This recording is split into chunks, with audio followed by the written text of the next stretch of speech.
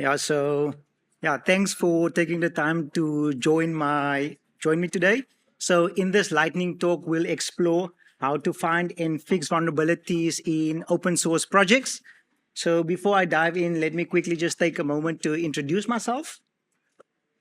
So I am Callian Behrens, a DevSecOps engineer. So I'm also known as Calli, a DevSecOps engineer and someone who is passionate about application security, not just finding, but fixing security vulnerabilities as well. So what is open source projects? So open source projects are source code that's are basically projects, programs, libraries whose source code are made freely available for anyone to use, distribute, or even modify. So a couple of examples of open source platforms are GitHub as well as GitLab. If we have a look at some popular open source projects, operating systems like Linux, programming tools like Python or Node.js, or even development platforms like Kubernetes and Docker. So in order to contribute to a open source projects, there are basically a number of things to consider. So one, you basically have to find a project. To decide whether you want to contribute to the project, go through the documentation, find an issue to work on. In our case, we will be looking for security vulnerabilities, work on your solution, and submit your solution. So using tools and platform to contribute to open source projects. So GitHub basically have some built-in tools like CodeQL as well as the PandaBot that you can use to scan open source projects for security vulnerabilities. And there are external platforms like Snyk as well that also does the same.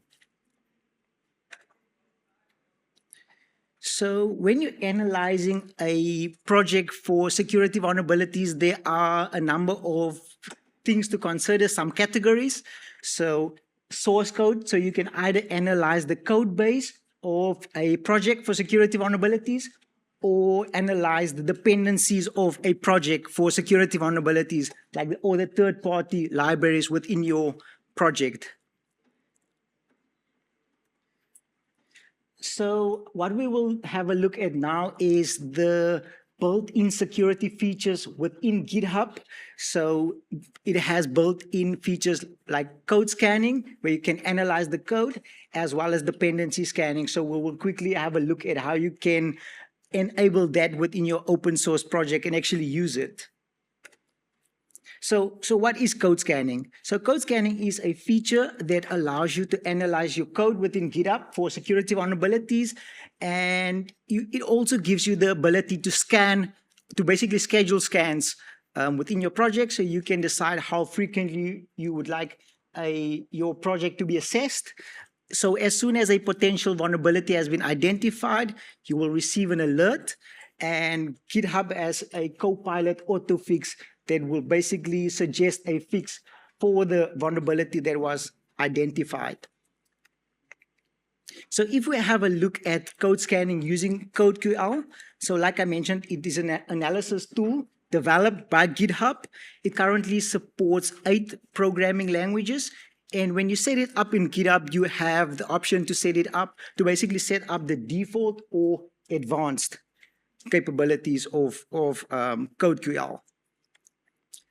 So how do I go about enabling code scanning within a GitHub repository? So once you've decided on a project that you would like to work on, one of the first things that you should do is make sure that you have within your repository, go to Actions, just make sure that GitHub Actions is enabled. And after that, go to the Security tab and click on Code Scanning. So this is basically where you will then go ahead and configure your security tool.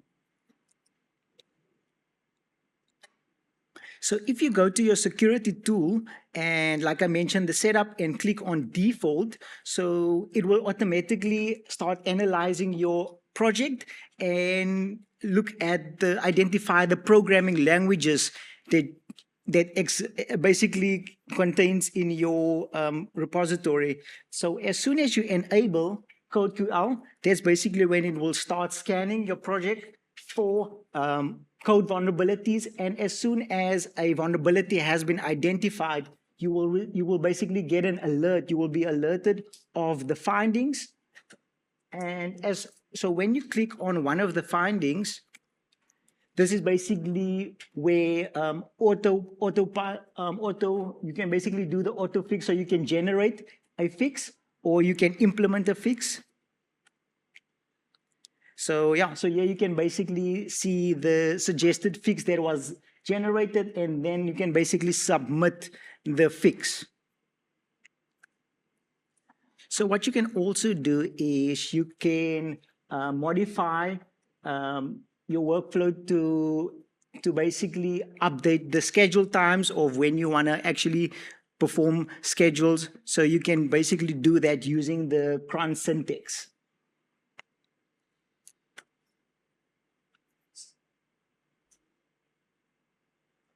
So next we will have a look at dependency scanning. So how you can actually do dependency scanning within your project using Dependabot. So it's basically, the process is similar. So within your GitHub repository, you will navigate to the security tab, and then basically on overview and enable Dependabot. So yeah, so you can basically then select which alert option you would like to enable. And once a potential security vulnerability has been identified, you will then be alerted as well.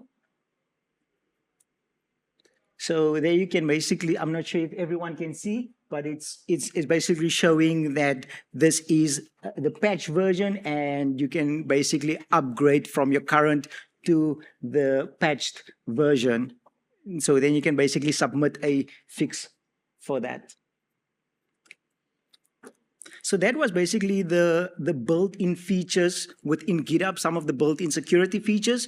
So GitHub has a marketplace which has additional security tools, which you can also use to basically find and fix security vulnerabilities within your project.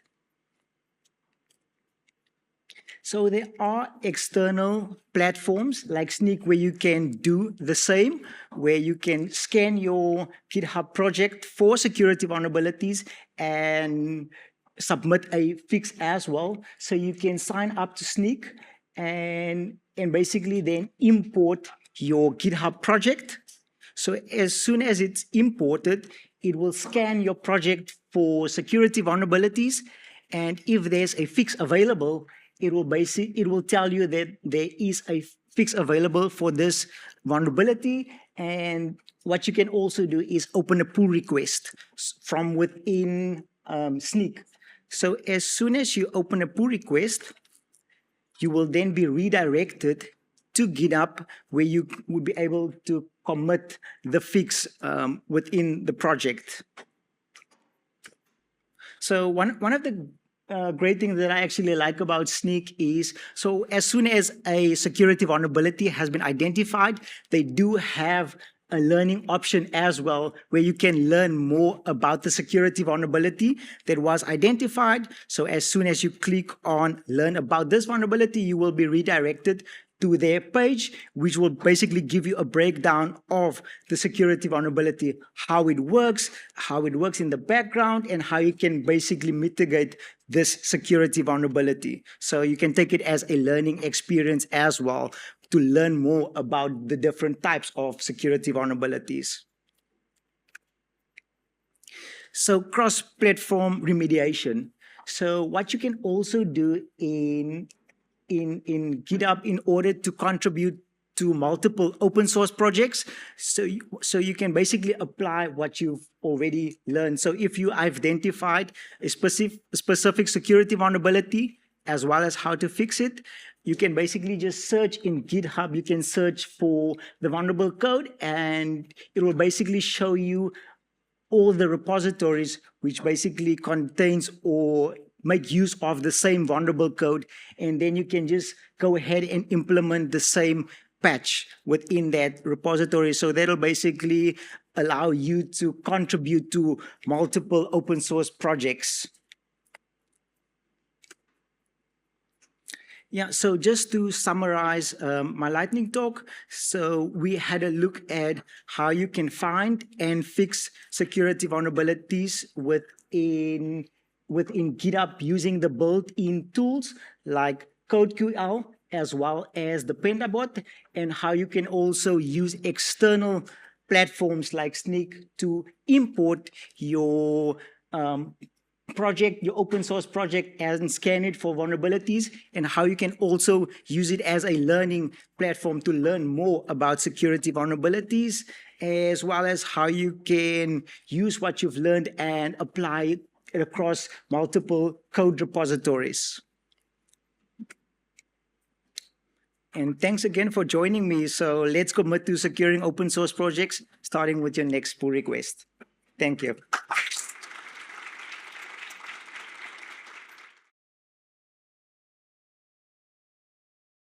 Across the attack surface, scattered products and siloed views create blind spots that feel unstoppable. The deadliest risks are in these gaps, where attackers move in.